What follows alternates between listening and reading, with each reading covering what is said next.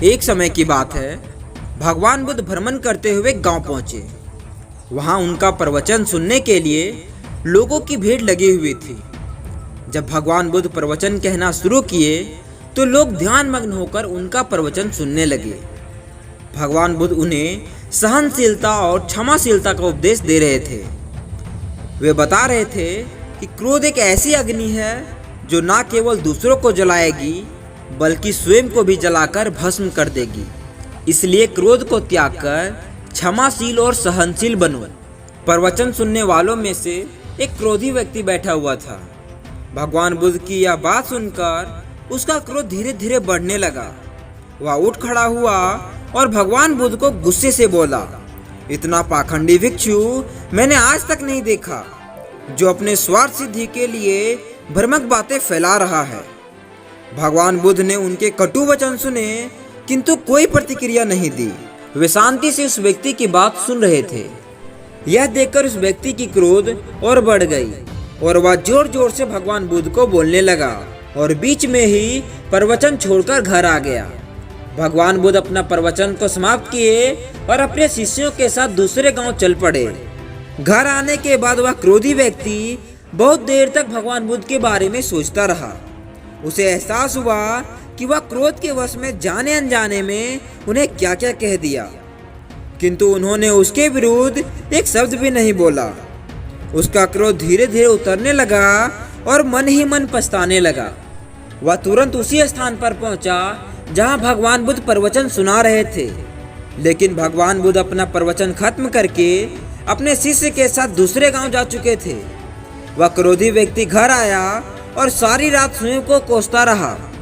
अगले दिन वह गांव वालों से पूछकर वह भागा भागा दूसरे गांव में पहुंचा जहां भगवान बुद्ध प्रवचन सुना रहे थे।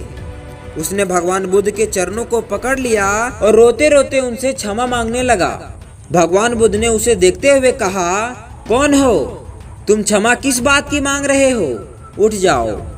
वह बोला, गुरुवर आपने मुझे नहीं पहचाना। मैं वही व्यक्ति हूँ जो कल आपके साथ दुर्व्यवहार किया था। मैं आपसे क्षमा मांगने के लिए आया हूँ। भगवान बुद्ध ने शांति भाव से कहा, बंधु तुम जिस कल की बात कर रहे हो वो बीत चुका है। मैं उस कल की सारी घटनाओं को भूलकर आगे बढ़ चुका हूँ। अब मैं वर्तमान में हूँ। तुम क्यों उस कल में ठहरे हुए हो? तुमने जो कल किया उसका पश्चाताप हो चुका है। तुम्हारा हृदय साफ हो चुका है। उस पुरानी बातों को छोड़कर तुम वर्तमान में आ जाओ और अपना वर्तमान को सुधारो। क्यों बीती हुई बातों को स्मरण करके अपना वर्तमान नष्ट कर रहे हो? भगवान बुद्ध की यह बात सुनकर उस व्यक्ति की आंखों में आंसू आ गया और वह भगवान बुद्ध को नमन करते हुए बोला, गुरुवर अब मैं क्रोध को त्याग कर प्रेम और करुणा का जीवन में समावेश करूंगा। दोस्तों प्राय हमारे जीवन में यही होता है। हमारे द्वारा की गई गलतियों को हम हृदय में रखकर उसे आजीवन ढोते हैं और पछतावे की आग में जलते रहते हैं। जो गलतियां हमसे हो चुकी है उसे सुधारा नहीं जा सकता, इसलिए उसे पुनः ना दोहराने के संकल्प लेकर हमें जीवन में आगे बढ़ना चाहिए।